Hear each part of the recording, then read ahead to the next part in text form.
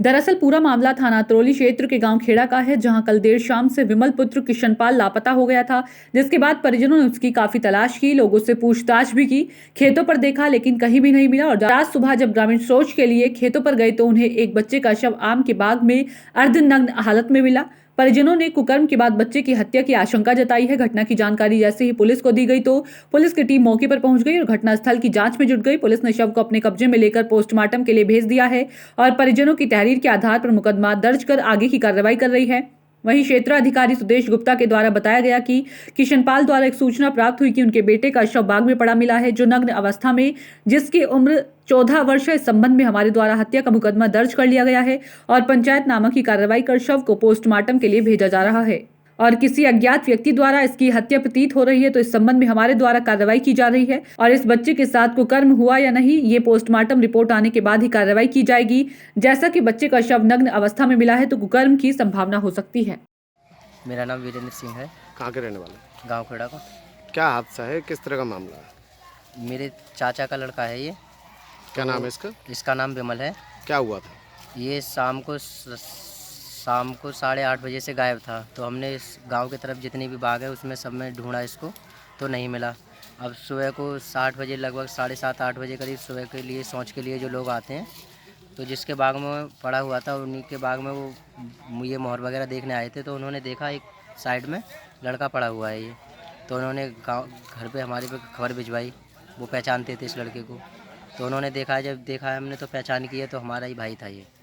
इसके मुंह में भी कपड़ा ठुसा हुआ है, बदन पे कपड़े नहीं थे, क्या आपको लग रहा है? ये इसके मुंह में कपड़ा बंधा हुआ है और यहाँ पे खून सा निकला हुआ है। ऐसा लगता है कि ईंट से थोड़ा इसका सिर फोड़ा है। कपड़े भी इसके और बदन पे से उतरे हुए हैं। बिल्कुल नंगा पड़ा हुआ था, एक भी कपड़ा नहीं था इसके सिर पे। क्या आपको कोई शक है कुकर्म वगैरह का इसके साथ कुछ किया गया हो सकता है क्योंकि नंगा है, उल्टा पड़ा हुआ है। अच्छा, किसी पे शक है आपको? जी नहीं। मेरा नाम होमेंद्र कुमार है। कहाँ के रहने वाले? गाँव खेड़ा का यहीं का निवासी हूँ। ये हत्या का बच्चे का एक सब मिला है अभी बाग में, किस तरह का हादसा आपको लग रहा है?